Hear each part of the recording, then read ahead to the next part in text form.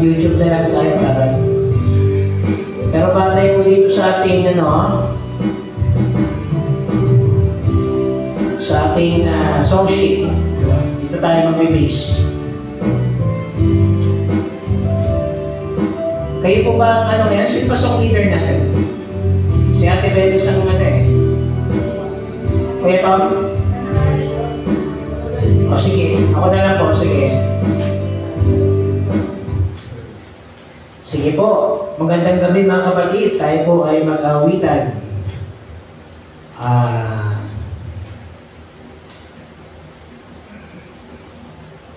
Sige po, awitin po natin itong number 56. Tingnan nyo kaya, Peter, Trading My Sorrows. Number 50, page 56 na. Trading My Sorrows. Page 56. Ang yan, yes Lord yan Trading My Sorrows. Lyrics, lang. Video okay.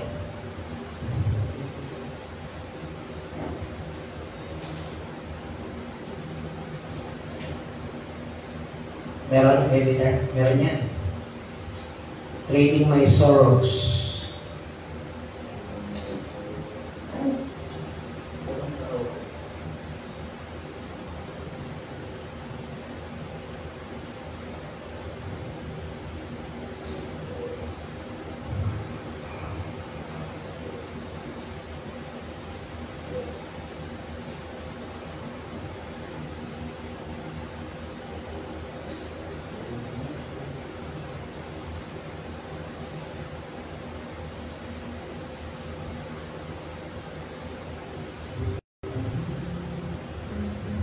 Yan. Sige po. Ano natin to Trading My Sorrows. I'm trading my sorrows. I'm trading my shame. I'm laying them down for the joy of the Lord. I'm trading my sickness. I'm trading my pain. I'm laying them down for the joy of the Lord. Chorus po. We say, yes, Lord, yes, Lord, yes, yes, Lord, yes, Lord, yes, Lord, yes, yes, Lord, yes, Lord, yes, Lord, yes, yes, Lord, Amen. I press but not crash, persecuted not abandoned, struck down but not destroyed. I'm blessed beyond the curse, for His promise will endure. And His joy comes strength. Night, His joy comes with the morning. I'm trading my sorrows. I'm trading my shame. I'm laying them down for the joy of the Lord. I'm trading my sickness. I'm trading my pain. I'm laying them down for the joy of the Lord. I say, yes, Lord, yes, Lord, yes, yes, Lord. Yes, Lord, yes, Lord, yes, yes, Lord. Yes, Lord, yes, Lord, yes, yes, Lord. Amen. Yes, Lord, yes, Lord, yes, yes, Lord. Yes, Lord, yes, Lord, yes, yes, Lord. Yes, Lord, yes, Lord, yes, yes, Lord. Amen.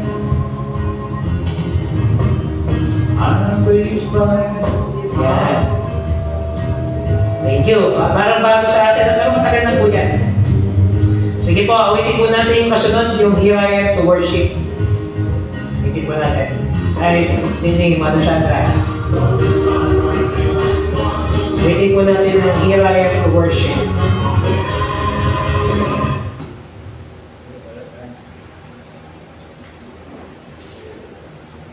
Ate Benyo, supo muna tayo. Mamaya pa naman po share ang inyong mensahe.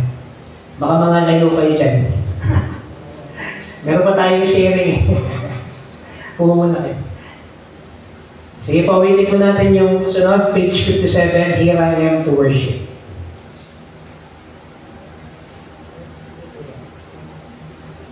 Video okay.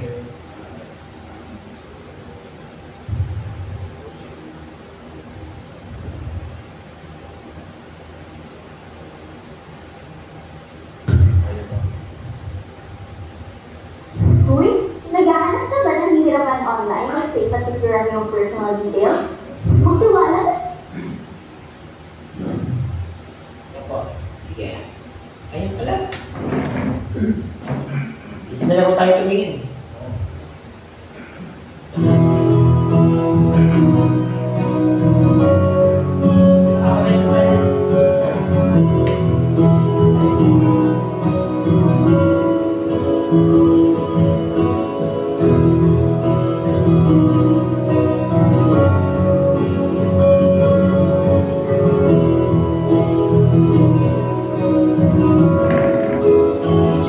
Light of the world.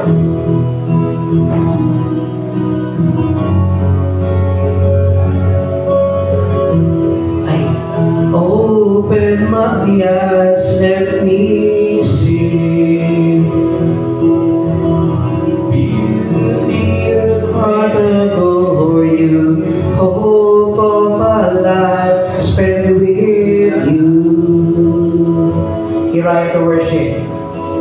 Here I am to worship, here I am to bow down, here I am to say that you're my God. You're altogether lovely, altogether lovely, altogether worthy unto me.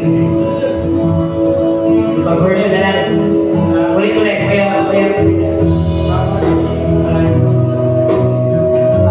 be exalted, glorious in heaven above. Medyo dito na natin. Humbly you came to earth, you created, all for love's sake became poor. Here I am to worship. Here I am to worship, here I am to bow down, here I am to say that you're my God. You're altogether lovely, altogether worthy, altogether wonderful to me. I'll never know how much it costs to see my sin upon that cross. I'll never know how much it costs to see my sin upon that cross. I'll never know how much it costs to see my sin upon that cross. For know how much it costs to see my sin upon that cross.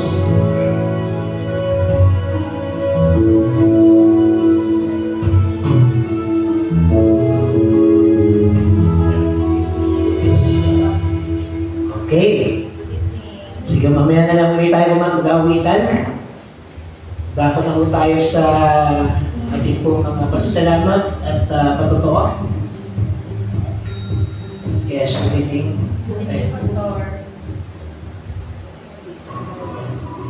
Sige po, unahin natin sa kay Laya.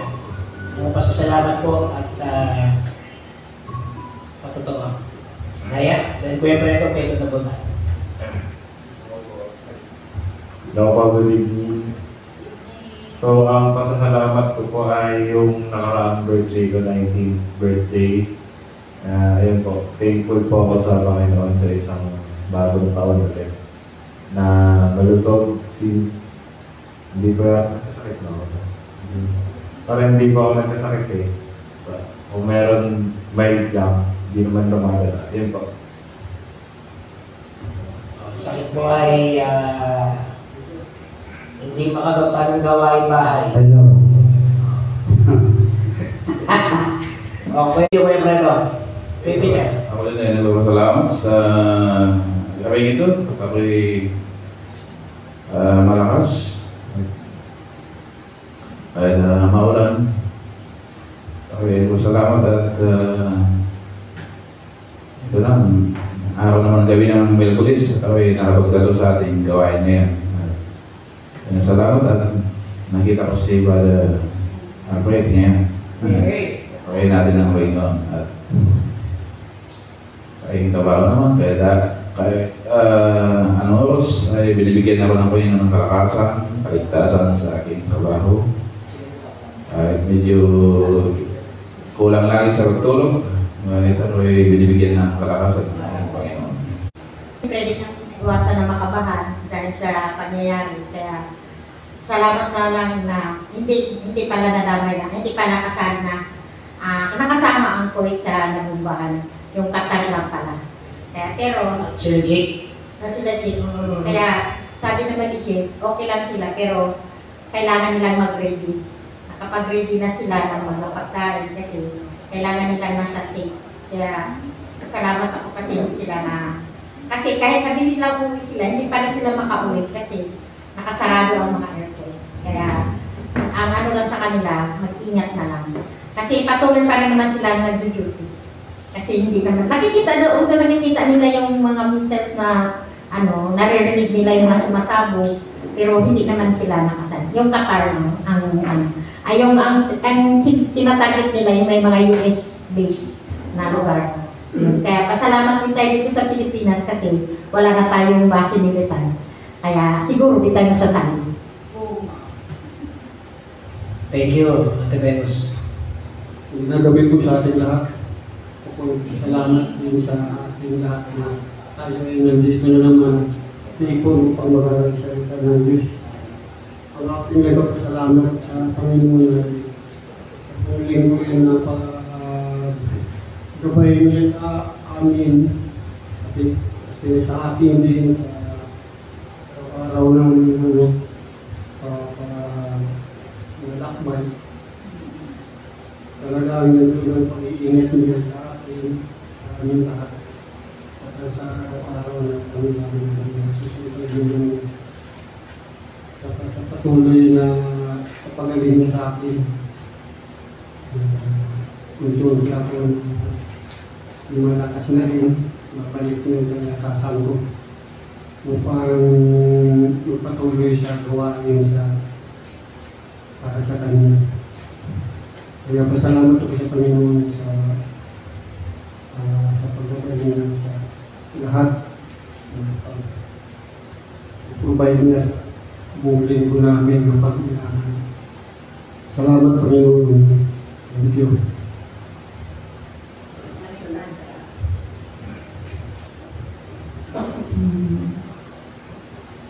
Masarap. Sama talaga ako. Hindi lang ngayon, kundi halos araw-araw. Sa mga pangailangan namin, andun siya. Sa mga problema. Ang pinagdasal ko ngayon sa kanya ay yung pamangkin ko na grabe na sa nasa Limaras. Yung kapatid niya na pamangkin ko rin, nang text ng isang araw, pinabahan ako. Bakit ang haba ng text. Tapos hindi ko siya makontak, hindi ako kontak mga anak ko sa phone kasi hindi ako tumawag ko ng cellphone eh. Akala ko may nangyari na. Kaya ako umuwi talaga. Dalawang patagal sa akin na nakatira. tumutulong sa bahay yung mga anak ko. So, pasalamat naman sa Panginoon dahil okay pa naman siya, buhay pa. At saka, nangailangan ng tulong sa mga gamot kasi anak ko ng maintenance niya araw-araw. Inibunin ko, nagpapadala din ako doon. Mante, gano'n. Nasa gamot lang yun. Kaya sabi ko, basta lahat ng gamot bilhin mo. Kaya sabi ko sa Panginoon, kung ano talagang gusto ng Panginoon para sa kanya, tatanggapin mo naman. Tuman naman ko yung pamangkin ko na yung parang anak ko na rin yun. Salamat sa Panginoon dahil nga hindi kami pinabayaan. Kahit paano na makatulong din ako kung sino. Hindi lang sa mga kamag-anak kung sino. Minsan may mga tao na pumunta o ang tulong. Kahit computer, hindi ko kaya magbigay. Kaya ano lang Panginoon ko ano nasa puso ko. Pero salamat ko. Ikaw, Mother Sandra, Ate Grace.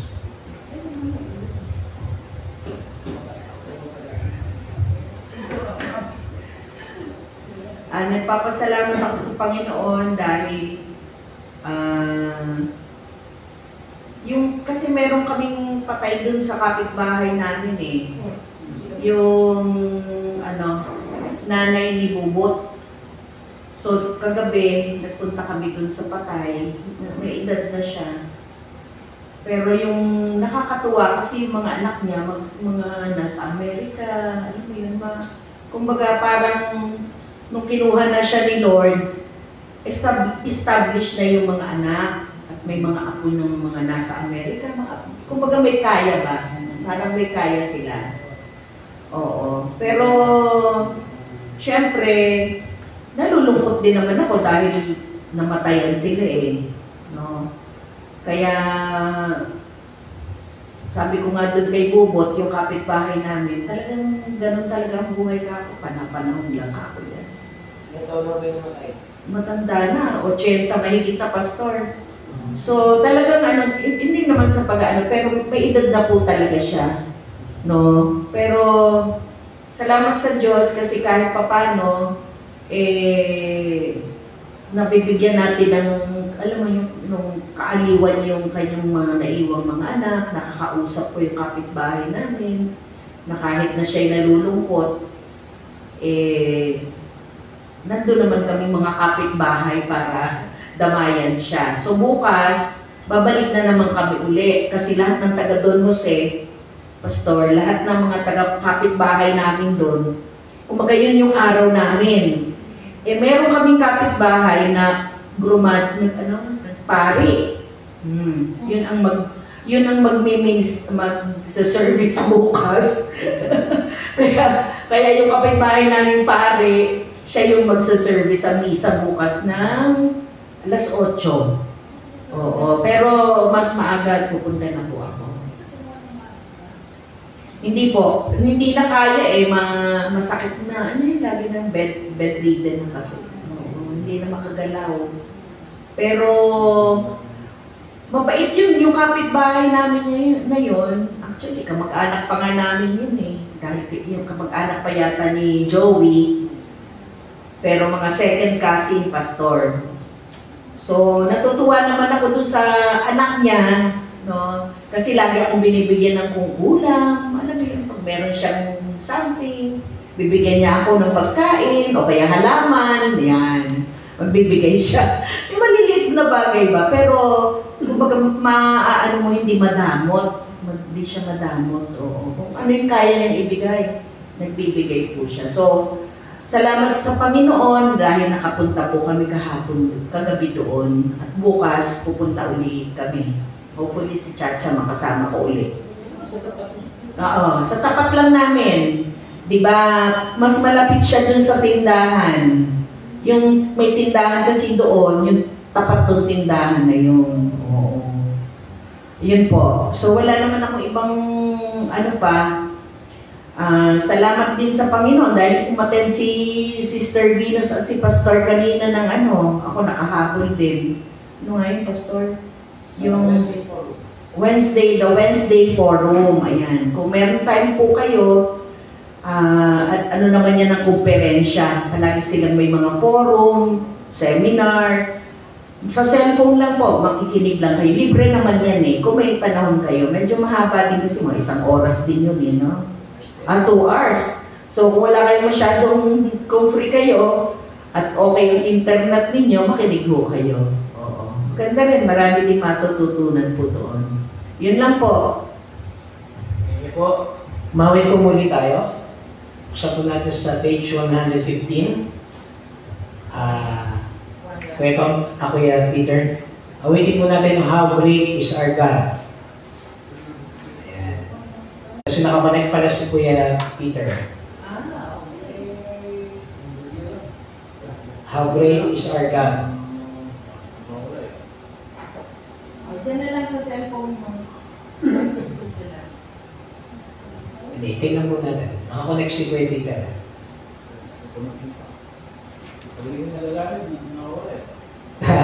Okay lang po, sige. Yan, sa ating pong song sheet 115 po. Page 115. How great is our God?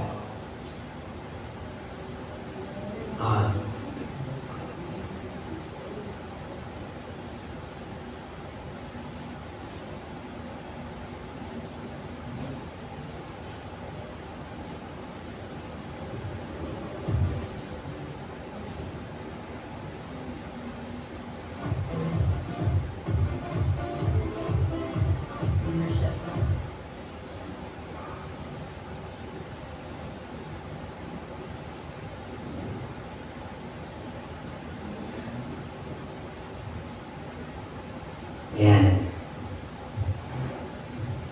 Sige o.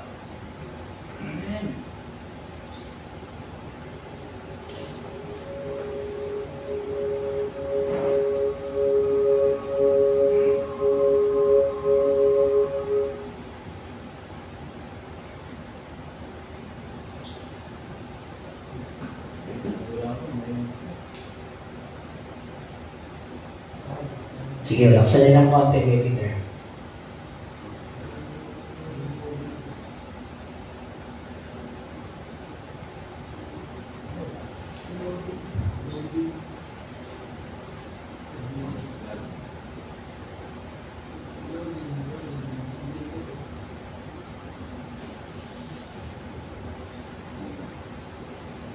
Makakunik ka ba dito sa wifi natin, Kuya Peter? O naka-data ka lang?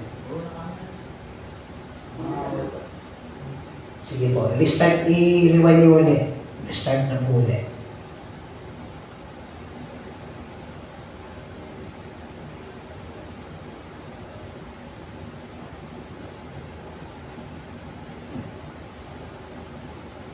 No connection.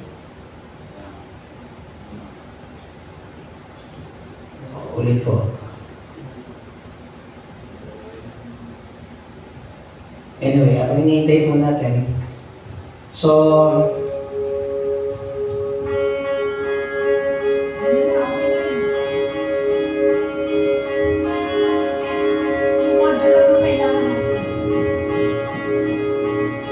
kasi hindi natin malaman kung sa tayo papasok eh.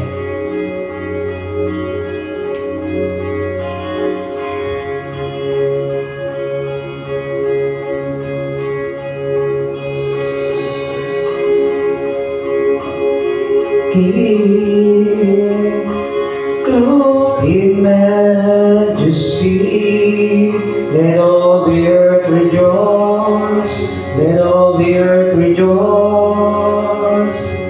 He wraps himself in light, and darkness tries to hide, and trembles at his voice, trembles at his voice. Great is our God, sing with me, how great is our God. All will see how great is our God.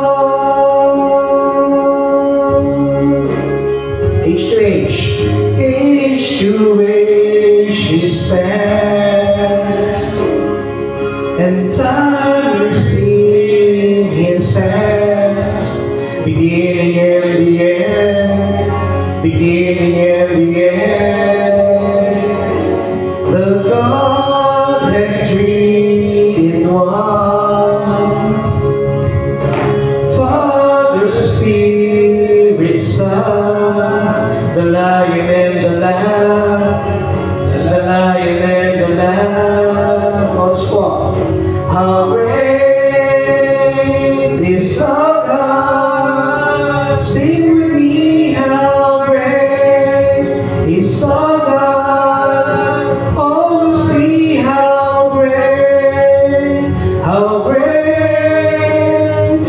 is our God.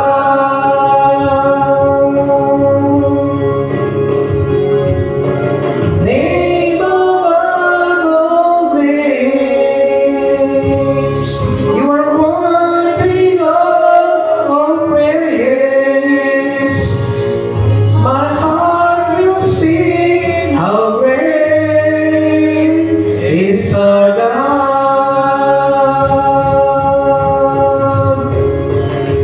How great is our God. Sing with me, how great is our God. And all will see how great is our God.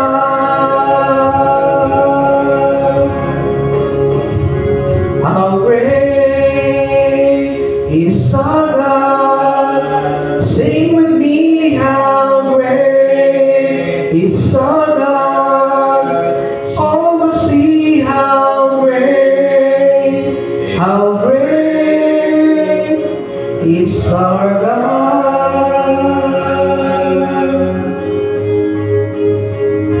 Ayan. Salamat po.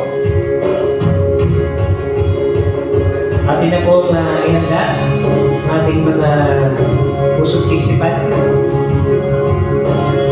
At bago po pala magnilay ang ating kapatid na Venus, pahabol muna tayo sa pasasalamat ng ating kapatid na Becca. Ayan.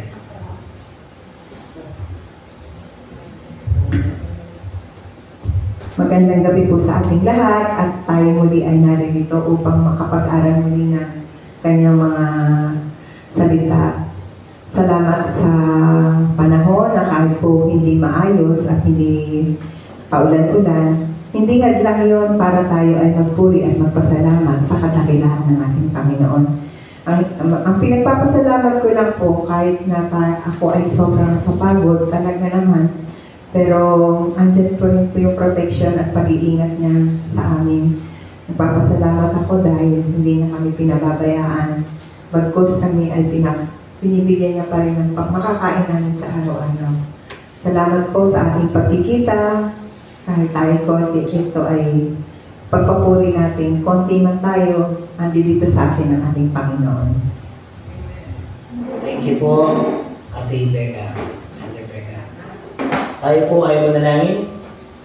O aming Diyos na buhay makapangyarihan sa lahat sa pagninilay namin ng inyong buhay na salita. Pangunahan niyo po ang aming kapatid na Venus.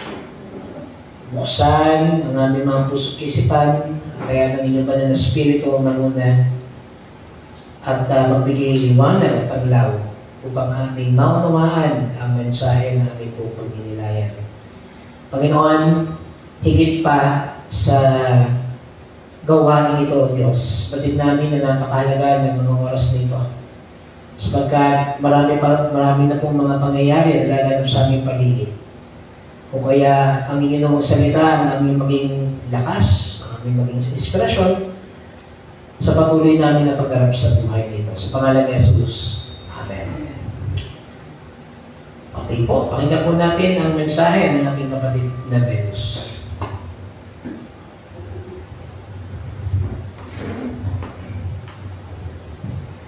Gandang gabi sa lahat.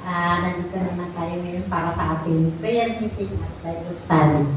Actually, sabi ko, itong naka-assign sa akin, tapos na ito eh. Dahil sabi ko kay Pastor, maulit na naman to. Kaya nga sabi ni Pastor, mag-focus na lang ako sa isang talata. Kaya yung sa, hindi ko kinuha yung sa hindi tinanggap ni Jesus. Si Jesus sa isang nayon ng Samaria. Kasi ito yung aralan natin nung nakaraan na ako isang leader. Dito ako ngayon nagbabasa, nakapokus sa pagsunod kay Jesus. Dito sa Lucas 9:57 to 62.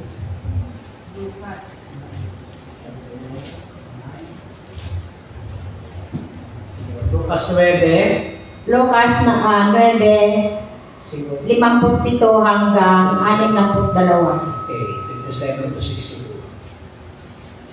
Luke 9, 57 to 62. Yan. Pagsunod kay Jesus. Pakibasa po kung sinong nakakita na. Okay, samantalang sila'y naglalakad, may isang lalaking lumapit at nagsabi kay Jesus. Pagsunod kay Jesus. Samantalang sila'y naglalakad, may isang lalaking lumapit at nagsabi kay Jesus, "Susunod po ako sa iyo kahit saan kayo pumunta." Sumagot si Jesus, "May lungga ang asong gubat at may pugad ang mga ibon. Ngunit ang anak ng tao ay wala man lamang mapagpahingahan." At sinabi naman niya sa isa, "Sumunod ka sa akin." Ngunit sumagot ito, "Panginoon, hayaan lang po muna niyong maipalibing ko ang aking ama." Sinabi ni Jesus sa kanya, "Hayaan mo na ang mga patay ang maglibing sa kanilang mga patay. Ngunit humayo ka at ipahayag mo ang kaharian ng Diyos." May isa namang nagsabi sa kanya, "Susunod po ako sa inyo, Panginoon, ngunit hayaan niyong magpaalam muna ako sa aking pamilya." At ganito naman ang tugon ni Jesus, "Sino mang nagsimulang mag-araro, ngunit panay ang lingon ay hindi karapat-dapat sa kaharian ng Diyos." Pagpalain po tayo sa pagbabasa.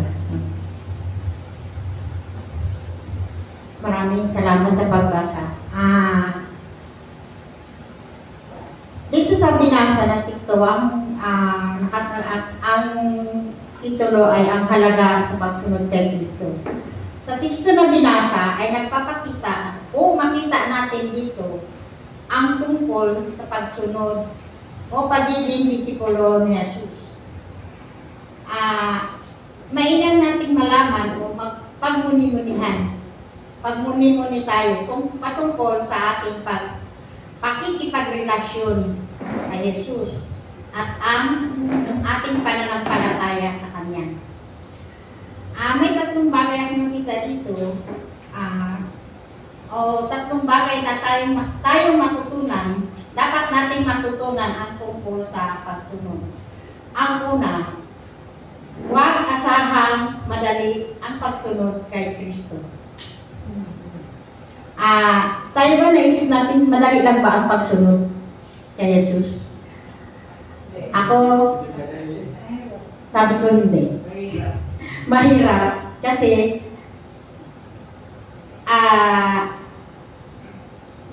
kasasang puputos nga niya, wala tayong nasunod eh. Kaya napakahirap sundin. Pero ang tinutukoy dito na sa talata na yung hindi naman natin kailangan ano ba ito? Sa talatang ito, sa physical na pagdurusa ng Panginoon, hindi naman natin kailangan na sundin natin siya na physical na pagpasang sa cross, pagdurusa. Hindi ito ang dapat natin gawin.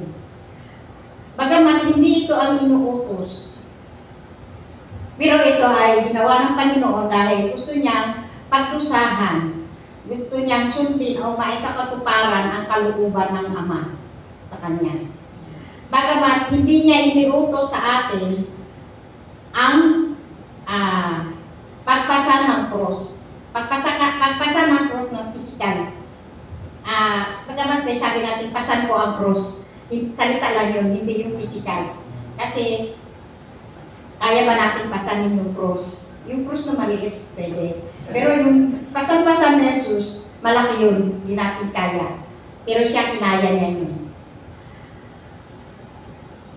Ang iniutos sa atin na ay sundin siya sa pamamagitan ng pagsasakatuparan ng kalooban ng Ama sa langit para sa atin kahit mahirap. Ang nabubuhay sa sarili lamang ay humihina at nawawala ng buhay. Samantalang, ang lumimot sa kanilang sarili at ipagpalit ang paglilingkod sa Panginoon kaysa paglilingkod sa iba, ito ay nanagana at tunay na mailigtas ang kanilang buhay. Kasi minsan mahirap maglingkod sa dalawang amo. Oo nga, may amo tayo, pero mas may amo pa tayo dapat natin sundin. Pagkaman sinusunod natin kasi ang kailangan natin doon yung sweldo. Ay, ang Panginoon, hindi sweldo ang kailangan natin, kaligtasan. Kailangan natin kalimutan yung pansarili natin interest o pansarili natin sa pansarili. Kailangan natin maglingkod. I-surrender natin ang ating buhay sa Panginoon. Huwag nating asahan na napakadali ang pagsunod sa Kanya. Dahil napakarami nating pagdaanan, marami tayong sakripisyo bago natin magawa ang pagsunod sa Kanya. Dito sa pangalawa ay ang huwag ipagpaliban ang pagsunod kay Kristo. So, dito sa pangalawa na huwag ipagpaliban ang pagsunod kay Kristo, dito babasihan ang sinasabi dito sa verse, ang makikita sa verse 59 at 60. Sabi dito, at sinabi naman niya sa isa, sumunod ka sa akin. Ngunit sumagot ito, Panginoon, hayaan lang po muna ninyong maipanibig ko ang aking ama. Sinabi ni Jesus sa kanya, hayaan muna ang mga patay ang maglibing sa kanilang mga patay. Ngunit tumayo ka at ipahayag mo ang kaharian ng Diyos. Hanirap, no? Sabihin na, hayaan paano ba mailibing yung patay sa sarili nila. Ipatay na sila paano nila. Kaya, dito, hindi sinabi ni Jesus na mali ang pagdalamhati o sa pagkamatay ng isang tao o mahal sa buhay o magpaalam sa mga kaibigan o pamilya. Sa halip, itinuturo niya dito ang isang mahalagang aral tungkol sa kahalagahan ng pagiging disipulo. Kaya iwasang magambala o magdahilan kung saan tayo nakapokus. Halimbawa, kung kahit nandito tayo sa simbahan, kung nagsisermon yung pastor, dapat nakapokus tayo doon makinig. Kasi, pagmasdan nyo, pag nagambala tayo sa pagpakinig, di ba hindi na natin nasundan kung ano yung sinasabi ni pastor? Kasi minsan, ang sarap makinig. Meron minsan mag-ano sa ating kakalabit eh. Kaya, yun. Yan ang sinasabi dito na iwasan. Iwasan natin magambala. Iwasan natin mag-stopo. Iwasan natin ang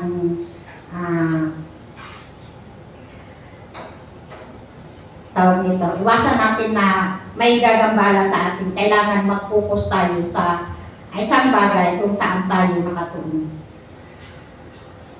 Sa pangatlo, huwag palihis sa pagsunod kay Kristo. Dito yan sa, makikita dito sa verse 61 to 62. May isa namang nagsabi sa kanya, susunod po ako sa inyo, Panginoon, Panginoon, ngunit hayaan ninyong magpaalam, sorry, 60,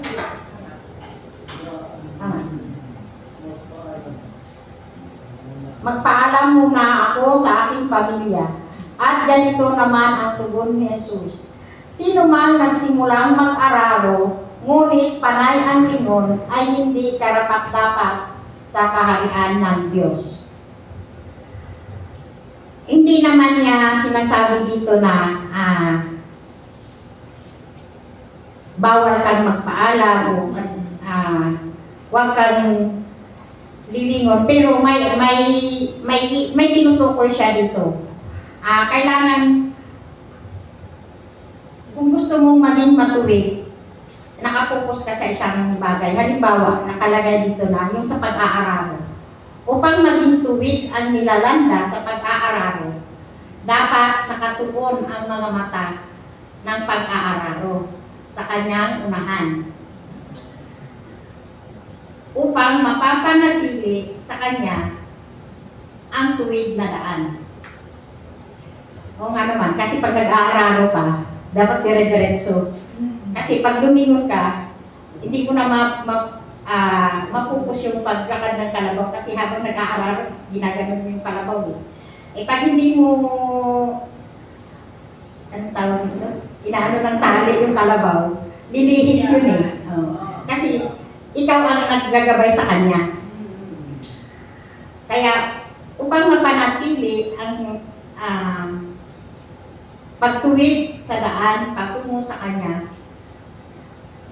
Pero kung sakaling lumingon ka man o lumingon ang taong nag-aararo kung saan siya nanggaling, malaki ang tsansa na malihis siya.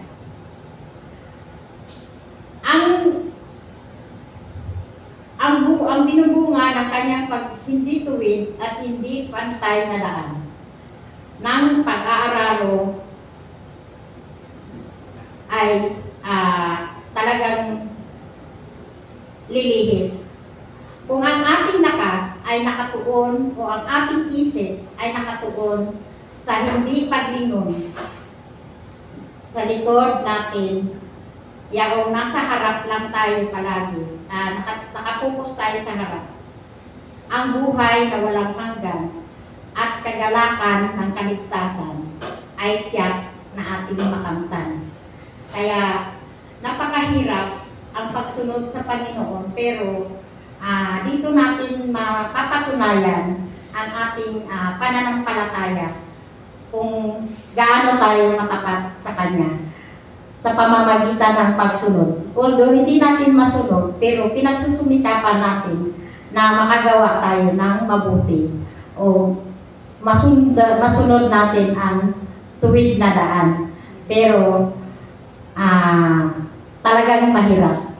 Mahirap sundin ang tuwid. Talagang lilihis at lilihis tayo kasi yan yung sinasabi, tao lang tayo, nagkakamali.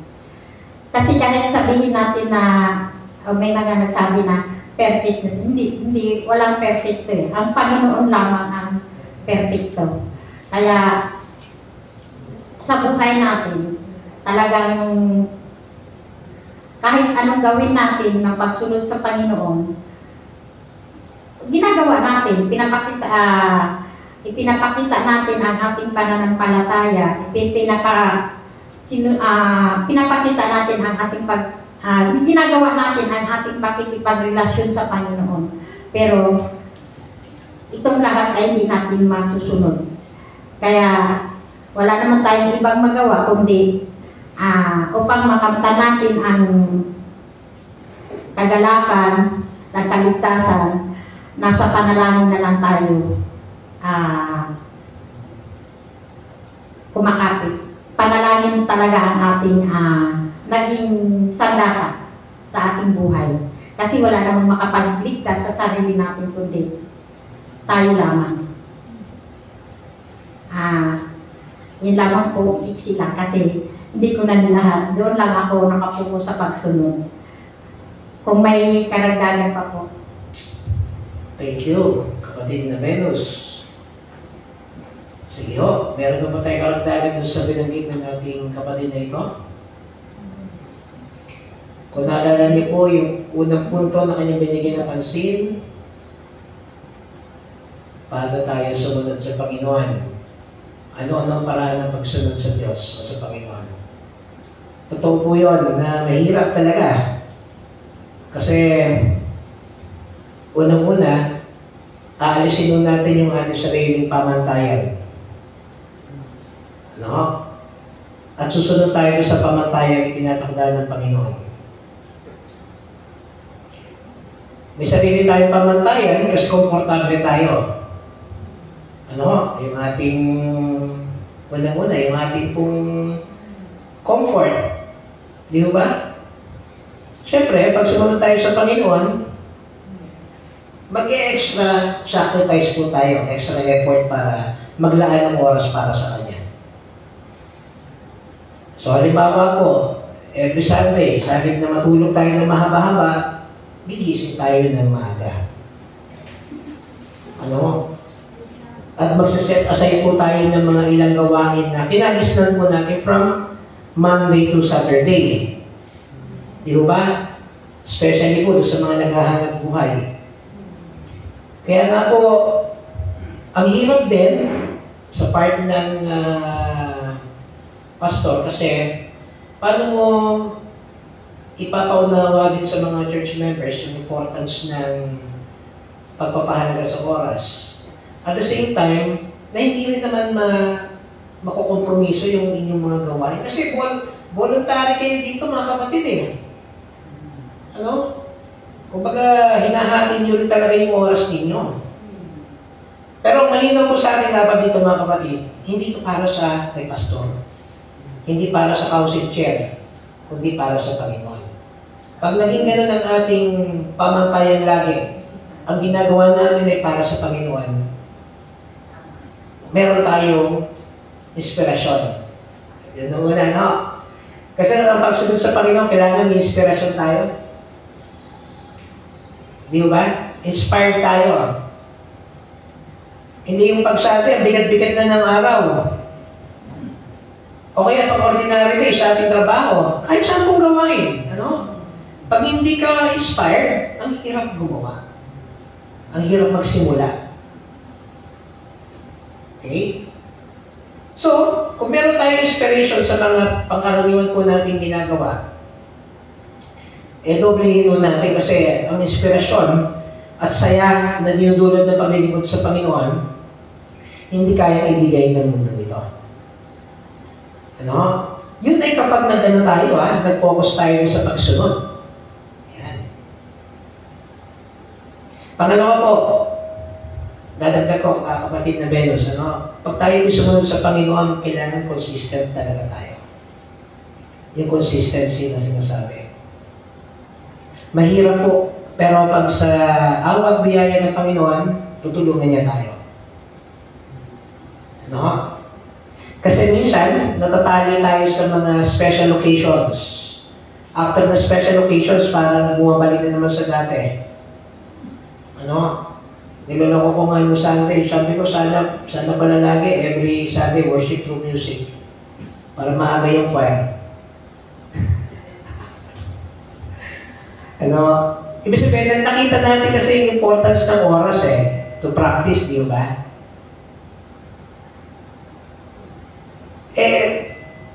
After that, nawala-wala. So, consistency, yun ang kailangan po natin.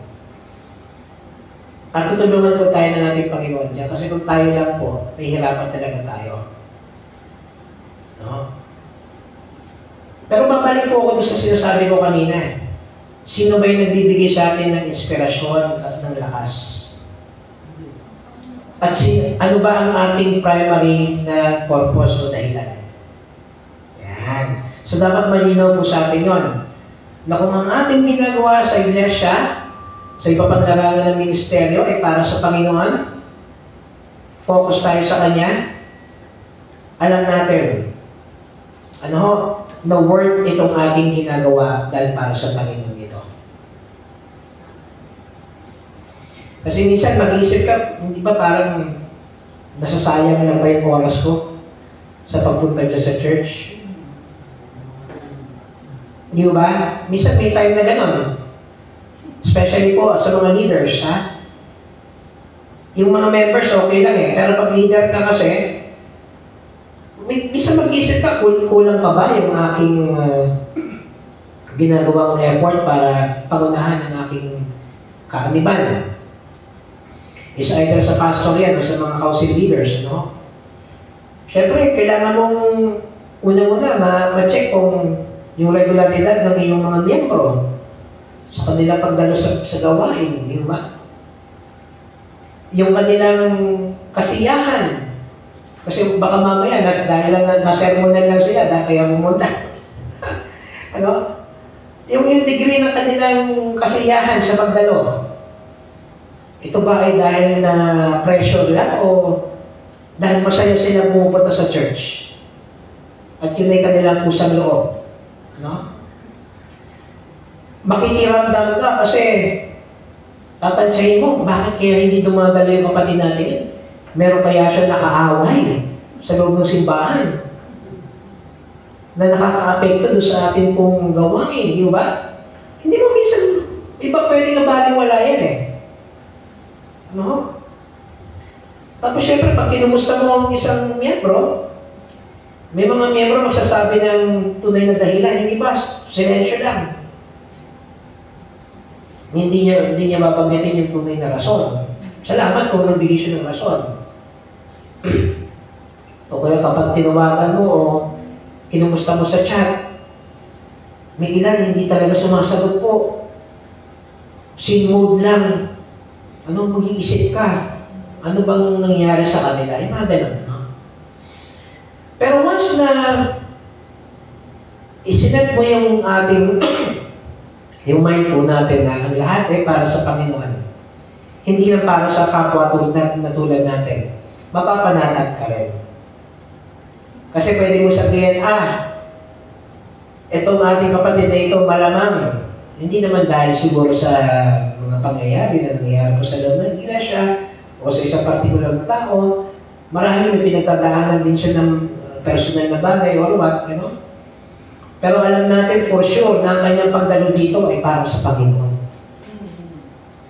Hindi sa kung sino pa man.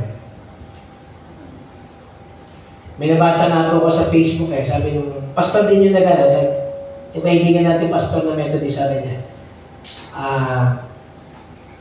bago na yung pastor, simba na tayo doon.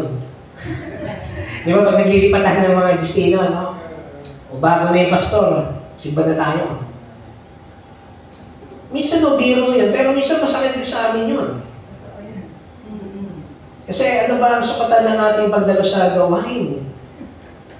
Nakafocus ba tayo sa pastor? Sa manggagawa? O sa ating tagapanguna sa iglesia, sa ating council chair? O sa mga leader na nasa loob ng iglesia? Yes, mga kapatid. Factor yan. Hindi ko pong pwede itanggihan, mga kapatid. Pero, kung tayo po ay, alam natin na purpose natin ay para sa Panginoon, naaalis yung ganong klase ng kaisipan. Mas nangingibabaw na, hindi kami pupunta dahil kay Pastor Henry. Kundi po, dumadalo kami dyan, kundi para sa Panginoon. Pangalawa lang siya o pangatlo lang siya sa dahilan. So, in some ways, mga kapatid, nare-relieve din kami doon kapag ganun na naging rason ng mga miyembro. Kasi makikita mo naman sa kanila yan, sa inyo yan no? Hindi lang by words, by deeds. So, hindi kami pupunta dito para sa inyo. Pero may mga instances, mga kapatid, na ganun. At hindi nawawala po yan sa buhay ng iglesia. Ano? Yung ating pastor-centeredness. And, kumbaga parang, pag hindi ko na medyo natipuan tong pastor na to, ayokong mag-participate. Kasi hindi ko time. Tapos magkakaroon ng comparison, hindi tulad ni ganitong pastor.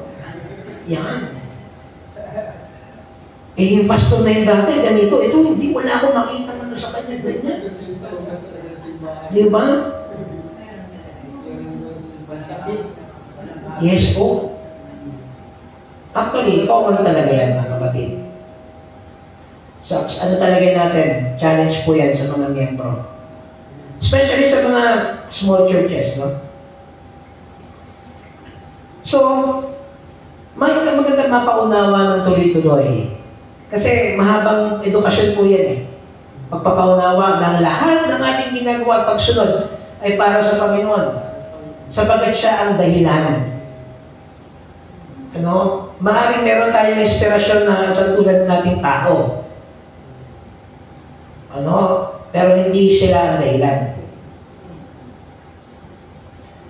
Nung kabataan po ako, nag-istilo po ang tatay ko sa San Pedro Evangelical Church sa may Laguna. So, part ng aking pong kabataan, nanligaw ako sa isang kapwa kong kabataan. At aminin ko po sa inyo mga kapatid, kaya ako nagsisimba doon kasi hindi na nakadestino yung tatay ko doon. Doon pa rin ako nag-church. Kasi meron akong inantabayan ng dalaga. Nung eventually, nagtapat na po ako sa kanya. Hindi ko makakalimutan yun sa gilid ng simbahan. Nagsabi ako ng aking tunay na damdamin. Sabi niya sa akin, nako, hindi naman gano'n, hindi direkta. Pasensya ka na, pero ang turing ko lang sa iyo ay kuya sa Panginoon. Ay, busted din po tayo. So in a way, mga kapatid, meron akong sariling purpose, di ba? Kaya ako nag-church. Doon sa gusto kong ligawan. So, naging challenge sa akin, paano ako magpapatuloy sa pagsimba sa kabila nung kanyang ginawang pagbasted sa akin. Yan. So, yun po yung naging challenge sa akin noon. Ako ba ay hindi na magsisimba dito dahil nabasted na ako dun sa nililigawan mo? O magpapatuloy pa rin ako sa gawain? So, ako naman, sinikap ko po na magsimba pa rin. Kasi na-touch naman na ako doon sa mga ilang miyembro doon At sa awa ng Diyos, kumbaga, naging paraan na rin po yun para makita ko yung aking intensyon ay hindi lang pala para doon sa akin niligawa, kundi para sa Panginoon. Balikan po natin yung titulo, yung Bible reference natin, pagsunod kay Jesus. Tama ba? Lucas 9, verse 57. Tama ba ako? 262. Ayan. Sabi mo dito, samantalang sila'y naglalakad, may isang lalaking lumapit at nagsabi kay Jesus, "Susunod po ako sa inyo kahit saan kayo pumunta." Kahit saan kayo pumunta. So, ini-imagine ko, literal, noong panahon na yon si Jesus, kahit saan siya pumupunta, may mga sumusunod sa kanya. And take note, noong panahon na yon, walang mga tricycle, walang angkas, walang taxi, walang kotse. Naglalakad ang mga tao. At sabi ko, kung ako kaya ay pinanganak noong panahon na yun ni Jesus, baka hindi ko kaya. Bakit? Yun na maglakad ako mula sa bahay namin hanggang dito, hindi ko kaya. No? How much more yung sakripisyo ng mga tao noon na bundok ang nilalakaran, tumatawid sa mga ilog. Alam niyo, sa Bicol, nung ako ay maliit pa, hindi naman maliit, high school, tumira kasi kami sa Bicol First year and second year high school ako, si Pastor ng baby pa, kapapanganak pa lang ng nanay ko sa kanya. So dalawa lang kami ni Brother Nonoy, yung pangalawa kong kapatid. Pero mo yun, from Manila, napunta kami sa isang baryo. Ang laki ng adjustment namin doon. Dahil nung nasa Quezon City kami, medyo sabihin natin comfortable ang buhay. Versus nung lumipat ang tatay sa Bicol, baryo, walang ilaw. So ang laki ng grade 6 ako noon. Grade 6, first year high school and second year high school ako. Tanda ko yun. Kasi doon ako nag-aaral sa Sorsogon National High School. Pero yung pagkaka-adjust na yon mula sa syudad, napunta kami ng, hindi lang taon baryo ang napuntahan namin. Yung talagang walang ilaw. Yung gasera lang ang aming Pero, awa ng Diyos naman, bata ako, high school ako, talagang iyak ako noon sa pag-adjust, Pero ngayon naisip ko, sabi ko, yan nga lang ang pagsubok na binibigay sa iyo ng Panginoong Diyos, umiiyak ka na. Umiiyak ka na, Grace, dahil lang nabago ang mundo mo. Ang kapaligiran mo nabago lang, I mean, itong mga bagay na pagbabago, sa mundo natin ito, nakikita natin. Paano kaya yung pagbabago pag namatay na tayo? Yun ang dapat nating paghandaan talaga. Kasi ito talaga temporary lang to eh. Yung hirap natin, yung katawan natin, kagandahan man, kung meron kang kaganda, kayamanan, kung may kayamanan. Lahat ito pansamantala lang.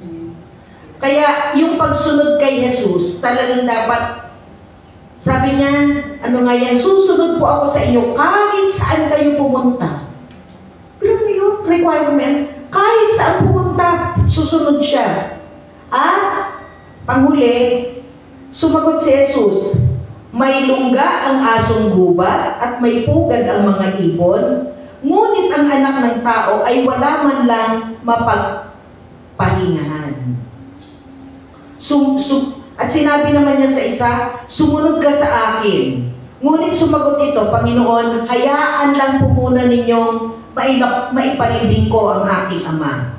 Okay. In other words, ito pong talata na diniscuss ni Sister Venus ay nagpapatungkol sa obedience at pagsunod sa Panginoon. Which is, nahihirapan tayo. Hirap tayo eh. Hindi ka consistent. Consistency ang tawag dito. Ngayon, active ka. Mamaya, matamlay ka na naman. Alam mo yun? Hay na hay ka. Mamaya, para kang yung nanghihina. Lobat ka na. Kasi nga po, buhay tayo. So, ganun-ganun lang siya, May erratic, Pero ang ibig sabihin lang, yung consistency mo, na kahit nanghihina ka na, kahit na natitisod ka sa kapatid mo, ito talagang kapatid ko to, kaya ayoko na magsimba na iinis lang ako, nawawala ang espiritu sa akin. Marami kang katitisuran, pero hindi mo siya batayan para ikaw ay pumunta sa simbahan at magpasalamat sa Diyos. Yun po. Parang ganun din yung sinasabi ni Pastor na hindi nakadepend sa laki ng simbahan o sa manggagawa. Ang manggagawa, they come and they go. But the members stay here. Diba? Ang ibang simbahan, last na lang. Ang ibang simbahan, merong morning service, 7 a.m., merong divine service, 10 a.m., may afternoon vesper service pa, 3. Yung malalaking simbahan, Oo, 3 yan. Ewan po sa Roman Catholic yung misa nila, hindi ko alam eh. Almost the same ba, Pastor? Pero yung ating mga simbahan, malalaking simbahan, Ellenwood, ano pangalan nito? Cosmo, meron silang simba alas 7 ng umaga. Kung hindi ka nakapagsimba ng alas 7, meron pang isang simba alas 10 ng umaga. O doon ka kung gusto mo. Hindi ka pa rin nakapagsimba, meron sila sa hapon. Alam niyo, ina-adjust para sa tao. Ina-adjust yung oras kasi kung hindi ka morning person, merong gabi. Vesper, para ikaw ay magsimba, hindi ka pa rin nagsisimba. Ay, anong problema? Talagang ikaw ang problema at ayaw mo magsimba. Diba? In-adjust na nga ng yung oras para sa'yo. Para mamimili ka anong oras gusto. Eh tayo dito sa Pasay, talagang alas 10 talaga tayo dito. O, biruin nyo yan, alas 10. Nalilate pa rin ako. Tanghali na nga yun. Diba? Nakakahiya po sa Diyos talaga. Kaya, alam niyo yun, nasa tao na talaga yan eh. Nasa tao na yan, pastor, no? At sisingin na naman tayo balang araw, eh, tayo din ang haharap sa Diyos. Wala nang iba. Okay po. Yes, Elder Flor. Yun nga po, ano, yung paglilingkod sa Panginoon, ang pagsunod.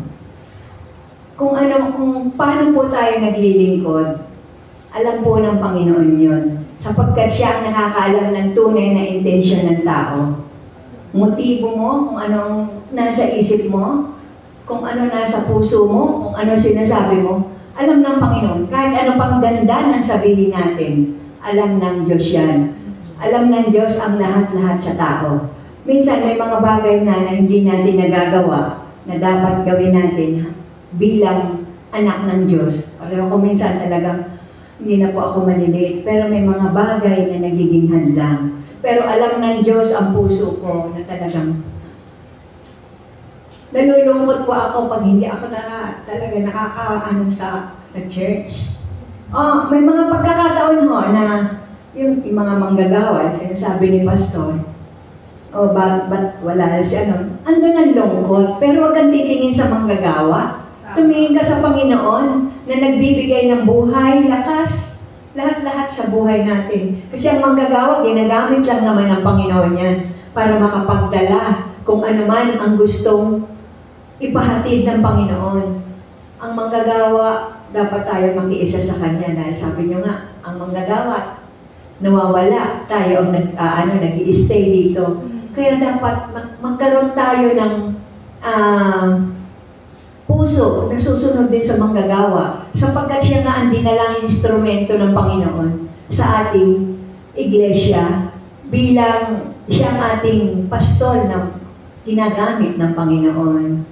Sa pagwawakas po, meron lang po akong gustong awitin na hinahanap ko dyan, hindi ko makita, malabo yung mata ko. Hindi ko siya masyadong kabisado yung lyrics, pero ang ganda po nito. Ang maglingkod kay Jesus pakinabang, na na na na na, na na na na, langit ang hantungan, na na na na na na, maglingkod ay pakinabang, pakinabang ang maglingkod kay Jesus, hakbang mo'y itataguyod, kung ang daan tungong langit malungkot, may katwaan na idudulot. Yan lang po. Ito po yan, ang maglingkod kay Kristo'y kaaliwan. Yan yung po yung title. Meron niya po. Hindi ko lang siya Ang mabasa. maglingkod kay Kristo'y kaaliwan. Ang maglingkod kay Jesus. Sige po, dagdag pa ho. Sige po. Talagang kailangan natin sumunod sa Panginoon kasi ang lahat ng nakakamtan natin dito ay nanggagaling sa Kanya. 7 araw po tayong binigyan ng Panginoon Diyos sa isang linggo. 6 na araw lang po tayong pwede makapagtrabaho. It's malaking bagay na yun sa ating pamilya. 1 araw lang na ibibigay natin sa Panginoon. Yung araw na yun, kailangan natin po yun tugunan kasi yun po talaga yung araw ng kapahingahan natin para tayo ay mag-alay sa Kanya. Kaya sabi ko, Panginoon, ang dami mong araw na pinibigay sa amin. Pero yung kakapiranggot na araw, 1 araw, ang dami pang humahadla. Kaya kailangan po natin talaga sumunod. Ako po talaga, inaamin ko, pag hindi po ako nakakapagsimba, nalulungkot po ako. Parang may mabigat sa puso ko. Kaya pinipilit ko kahit na ako ay late, talagang pinipilit kong makapagsimba. Kasi parang doon nare-release lahat yung mga time na ikaw ay, minsan kasi lalo na pag uuwi tayo, nalulungkot na ako niyan pagka galing ko dito sa church. Pero inaaliw ako ng Panginoon. Sabi ko, salamat Panginoon kasi sa 7 araw na pinagkaloob mo, sobra-sobra na yun, 1 araw lang para sa iyo. Kaya kailangan nating sumunod sa Kanya. Thank you po. may dagdag pa, Wilfredo? Hindi man natin magawang sundin lahat ang 10 utos ng Diyos. Yung pagdating sa simbahan, maganda kahit paglingkuran natin siya bago magsimula na tumahimik tayo at bigyan natin siya ng awitin na alalayan natin siya at magpasalamat tayo. Yun lang po. Napakalaking bagay yun. Maglingkod ka sa Panginoon dahil sa ganung sistema. Tama po. Salamat. Ito lang na, oo nga, napakahirap. Pero, para sa akin, ang kailangan kong dito, yung pagtanggap. Kasi, kung matanggap mo ang lahat, makuha mong sumunod. Pero napakahirap din minsan eh. Kasi, hindi mo maiwasan kasi dito sa simbahan. Dito ang maraming paano ko sabihin? Maraming obstacle. Yun, marami. Sa totoo lang. Pero kung sa tibay ng pananampalataya mo, nakapokus ka lang talaga sa Panginoon, kaya mo itong tanggapin kahit napakasakit. Nasasaktan ka na. Pero ako ganyan ako dati. Yes. Pero mag-walk out talaga ako. O kaya makipagtalo. Pero ngayon, iniiwasan ko na makipagtalo. Mas gustuin kong mag-walk out. Kasi mas madaling mawala yung galit. Kaysa magpagtalo ka, andyan pumapasok. Kasi mas masakit yung matatanggap mong salita. Kaysa yung mag-walk out ka na lang para wala ka na marinig. Yung gano'n. Kaya nga, mahalaga din natin tandaan ang ating mga reaksyon. Ang ating reaksyon, ang pagtanggi, ang pagpapakita ng ating pag-uugali, ang tunay na pagpapakita ng ating tawag nito, reaction talaga ang pinakaano. Kasi sa reaction makikita mo na dito nagpapakilala ang pag-uugali ng isang tao. Kasi si Jesus kahit nasaktan na siya, kahit masakit, pero hindi siya nagtanim ng galit. Hindi binabaliwala niya to. Kaya ito rin gusto kong gawin kaso lang mahirap eh. Mahirap talaga sa totoo lang. Kasi lalo na masaktan ka tapos mabigla ka. Kaya mahirap talaga yung iwasan. Kaya kahit napakahirap gawin kasi nasaktan ka na, hindi pa tapos, gusto mo din magpakita na hindi maganda sa kanila. Pero as a Christian, kailangan talaga natin magpigil at magpakumbaba. Tanggapin kung gaano man kasakit. Si Jesus na ang bahala sa iyo. Kasi kailangan natin sundin kung ano man ang nasa puso natin, kung ano man ang utos ng Panginoon. Sa huli, ang buhay ay tungkol sa pagpapatuloy ng ating paglalakbay. Kahit gaano man kahirap, kahit doon may hadlang, may mga balakid, kailangan natin magpatuloy, lumaban sa lahat ng hamon para makuha natin ang pagsunod kay Jesus. Thank you very much, Ate Venus. Sinama kayo siya na. Thank you very much po. Tayo ay umawit po muna tayo sa page 15. Awitin po natin ang With All I Am. Page 15 po.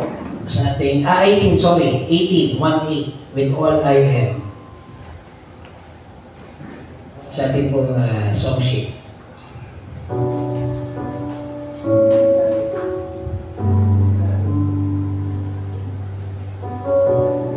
Page 18 po. With All I Am.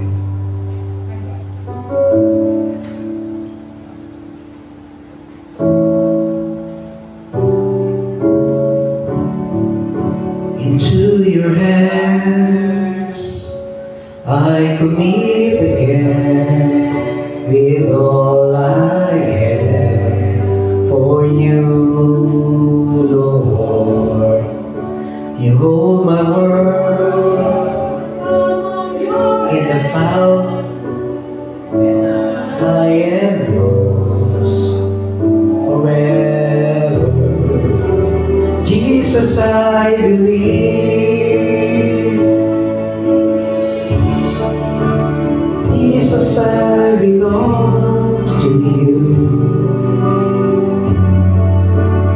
Jesus, I belong to you. So that I live, the reason that I sing, with all I am. Dito na lang tayo tuloy po sa page 18. Ulit po. I walk with you wherever you go, through tears and joy. I'll trust in you, and I will live in all of your ways and your promises forever.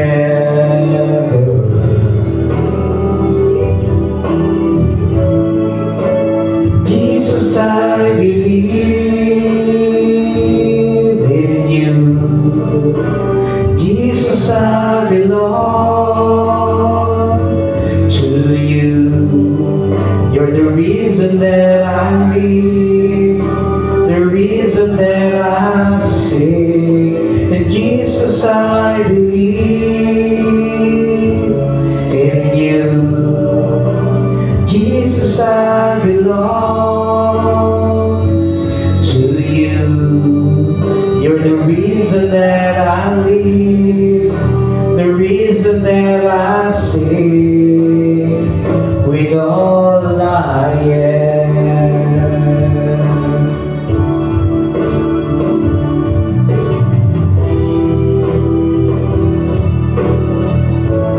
I will worship, I will worship,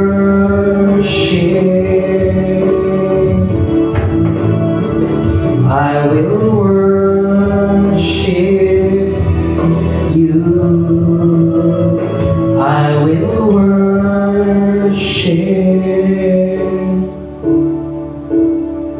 I will worship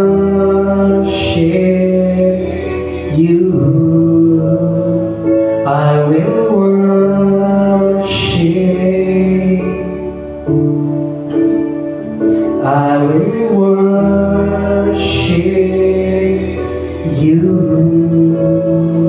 I will worship. Okay na. Salamat po at darako na po tayo sa gawain ng pananalangin. Ano po ang ating mga prayer requests batay dun sa ating group chat? Meron mo? Sira mo? Kailangan ng palitan? Ano po yung ating? Ano po ang ating prayer items sa ating Venus?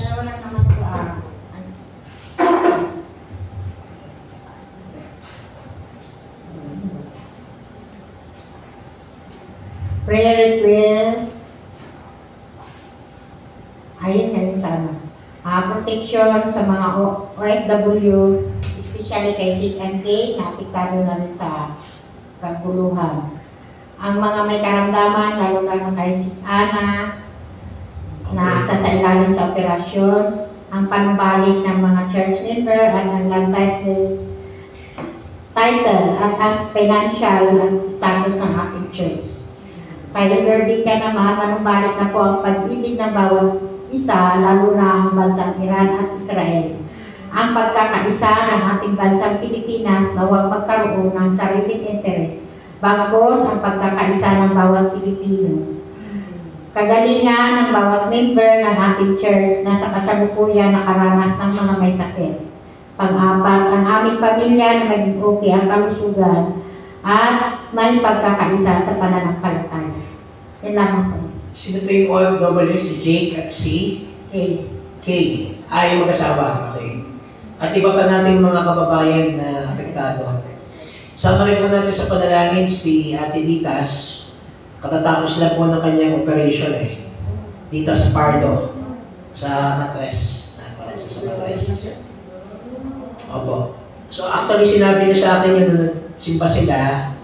Then nung kinumusta ko, natapos na yung kanyang operation. So okay naman daw po at napapagaling na siya. And then si Jassel, si Jazz, yung kanyang dapat may raraspine siya nung Monday kaso nagsara nga po yung cervix niya. So by July po siya re-reschedule. Ano? Para matigil din yung, may bleeding din siya, Ate Ana eh. Ano? So, kailangan din po niyang Ano daw po yung sa akin? pareho na kayo. Same situation. Kaya mas grabe sa akin. So, dumarating talaga sa babae yung ganyan, no? Yung ganyang stage, no?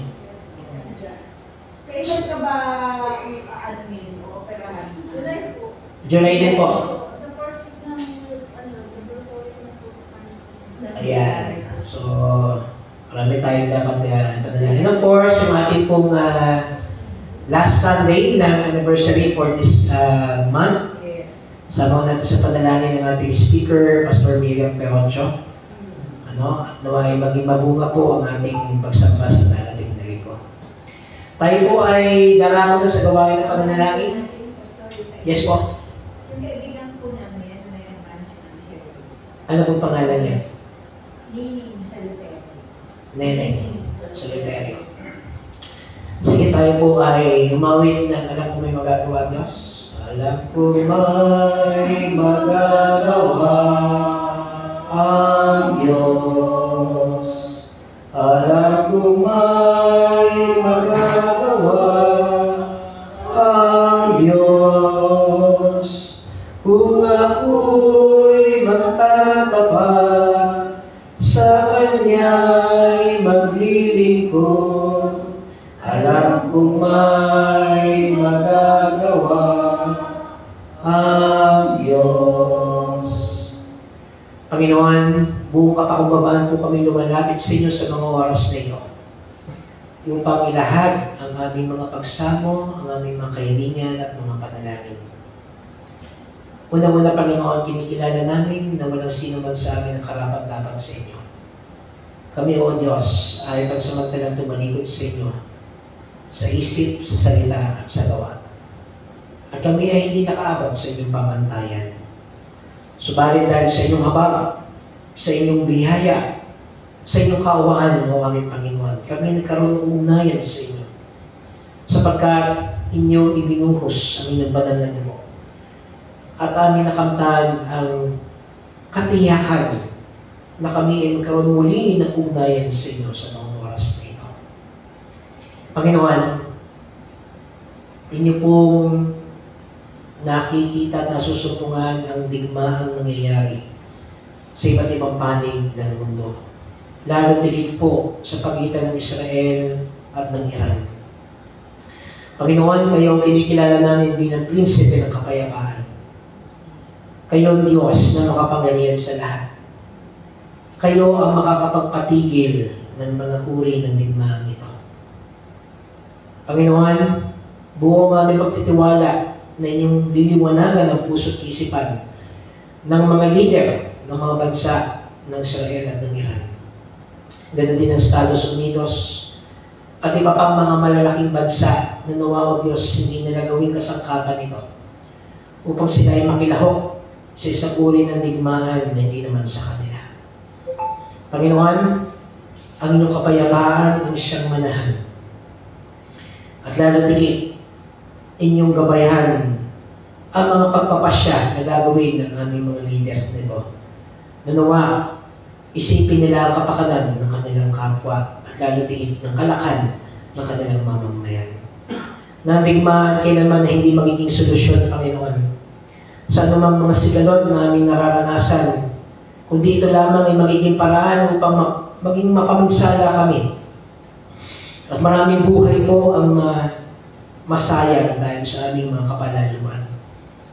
Panginoon, pinagkakatiwala namin sa inyo ang aming mga kapatid na mga OFWs, ang aming mga mahal sa buhay na naroon sa ibang bansa, kay Jake at kay Kay, sa amin pong mga iba pang mga kababayan, kalakan ng kababayan na naroon sa Middle East na direkta na apektuhan ng Diyos na ganitong sigalo. Amin silang inangalala at ipinapanalangin, Panginoon. Ganun din mag-isa ibang panig ng mundo sa nangyaring trahedya sa pagkamatay ng maraming individual noong na-aksidente po ang eroplano mula po sa India. Dalangin din namin, Panginoon, ang mga naiwang mahal sa buhay ng mga kapatid kapatid namin yaon. At sa iba pang mga pangyayari na nagaganap sa aming bayan at maging sa ibang bansa, Panginoon. Buo ang aming pagtitiwala sa inyo na kami inyong sasamahan at iingatan. Panginoon, namin din dinadalangin ang aming mga kapatid na nakakaranas ng iba't ibang hamong pangkalusugan sa oras na ito. Naramihan ang aming kapatid na Hana, kapatid na Jazz, ang aming kapatid na Ditas, ang kaibigan ng aming kapatid na Flory, ay amin itinataas sa inyong pangalan sa mga oras na ito. Sa bawat isang narito, Panginoon, na nakakasumpong din ng karamdaman, paahamong karamdaman, Panginoon, sa nakalipas na panahon ng aming kapatid na Tom, ay amin itinataas sa inyong pangalan sa mga oras na ito, ang aming kapatid na Joey. Panginoon, bagaman meron kaming limitasyon sa aming lupang pangangatawan, bagaman maaaring ito maging dahilan ng aming pangihina, subalit ang batid namin, O Diyos, ng pananampalataya ng inyong mga nakaklingkod na narito ay higit pa. At kanilang pinangahawakan ng pananampalataya nito sapagkat kayo ang Diyos na makapangyarihan sa lahat. Kung kaya hibuin niyo po na inyong mapagpalang kamay ang inyong mga anak at mga lingkod na aming binanggit. Kaptin nila, Panginoon, ang kalakasan nagmumula lamang sa inyo. Maring kasangkapanin ninyo ang mga doktor at nurses, ang mga gamot, subalit ang pinaka-dakilang manghihilom at manggagamot, O Diyos, ay kayo. Kaya po ang aming pagtitiwala at pagsampalataya sa inyo. Ngayon, ang dalangin ko po ang mga hamong pampinansyal na kinakaharap ng iglesia nito. Tinuro niyo sa amin, Panginoon, na magtiwala sa inyo sa lahat ng oras at panahon ng aming buhay. Na huwag kaming matitinan. At pinatunayan niyo, O Diyos, na kayo ay tapat at hindi nagkukulang. At ito po ang aming pinangahawakan sa oras nito. Kayo ang Diyos na tumutugon ng aming mga pangangailangan. Kung kaya, Panginoon, huwag niyo pong hayaan na magduda at mag-agam-agam ang bawat isa sa amin at bagkus maging paraan ang mga sitwasyon ito upang amin lalo pang palalimin, amin patatagin ang aming pagtitiwala sa inyo. Sapagkat sa loob ng 81 taon ng iglesia ito, sa buhay ng ministeryo ng iglesia ito, kailanman hindi nyo pinabayaan ang iglesia ito, Panginoon. Kung kaya ito po ang aming pinangahawakan sa oras ito, turuan niyo rin po kami na maging mabuting katiwala. Ibigay ang narapapan para sa inyo, Panginoon, na may pasasalamat. Ialay ang aming mga buhay, ang aming mga sarili, ang aming oras at panahon para sa inyo. Ang aming mga pagpapalang matatanggap ay aming bahagi sa inyo, Panginoon. Ganun din, sa tuwing kami naglilingkod, ay hindi namin isipin ang kalukuran ng aming kapwa, kundi aming itinataas, Panginoon, ang aming dakilang pangalan. Sapagkat kayo ang dahilan ng aming pagtitipon at pagdalo at pagtugon sa mga gawain na aming ginagampanan, Panginoon. Kayo ang Diyos na pangunahin sa aming mga buhay. Kung kaya, Panginoon, idulog ninyo ng Espiritu Santo ninyo ang mangunat mangusap sa bawat isa sa amin. Kami ay magtulungan, mag-alalayan, magpanalanginan, at patuloy na magmahalan bilang magkakapatid, O Diyos. Kung dumarating man ang mga hindi pagkakaunawaan sa aming hanay, kayo, Panginoon, ang mamagitan. At patuloy namin isaalang-alang ang kapakanan ng inyong gawain sapagkat kayo ang dahilan ng aming pagtungo at ng aming pagkampan sa dakong ito. Ingatan niyo po ang aming mga kapatid na naroon dito sa oras nito. Sa aming kapatid na Grace, kapatid na Laya, kapatid na Peter, kapatid na Fredo, kapatid na Venus at Tom, kapatid na Becca at Flory, at maging sa aming kapatid na Sandra at Ana. Sa iba pa namin mga kapatiran, Panginoon, na hindi namin kasapili at kasama sa oras na ito, ay patuloy din namin inaalala at itinadalangin. Salamat sa mensahe ng buhay na may tinanggap sa gabi ito. At gabayan niyo po ang aming kapatid na Venus sa kanyang pagpapatuloy ng ministeryo na inyong pinagkatiwala sa kanya. Pinagkakatiwala rin namin, Panginoon, ang tagumpay at kahulugan ng pagsamba at pagpupuri sa darating na linggo. Kasangkapanan niyo po ang aming Pastor Miriam Peroncho upang maging daluyan ng mabuting balita ng kaligtasan. At may padama din ng Iglesia ito, Panginoon, ang pagpapahalaga sa Kanya sa pamamagitan ng mga salita at pagkilala sa Kanya bilang manggagawa ng Iglesia ito. Panginoon, buong puso namin pinagkakatiwala sa inyo ang aming kinabukasan. Ingatan niyo po kami sa aming pansamantalang paghihiwalay, Panginoon. At patuloy namin harapin ang bukas ng may pag-asa, ng may kagalakan, at ng may kapatawaran. Ito po ang aming pagsama panalangin na may pasasalamat sa tanging pangalan ni Jesus, naming Panginoon at tagapagligtas. Amen. Sumatin ang mga kapayapaan, ang biyaya at pag-ibig ng ating Panginoon sa Kristo, magmula ngayon at magpasawalang hanggan. Sa pangalan ng Ama, ng Anak at ng Espiritu Santo. Amen. Amen. Amen. Amen.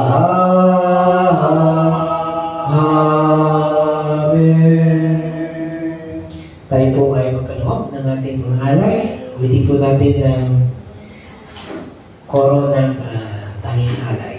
Ang tanging alay ko sa aking ay buong buhay ko, puso at kaluluwa, hindi makayanan, nag-iba at kaloob, ang iniyas, iginito, ilubog, ang aking darangin, o Diyos ay nagkapit, ang aking alay ko na ay gamitin. Ito lamang naman, anak niyo, akong inibig. Maraming salamat po at mapagpalang gabi. Any announcement sa next prayer meeting po natin bago natin? Dala yung Post na lang po. Thank you very much po and God bless us all.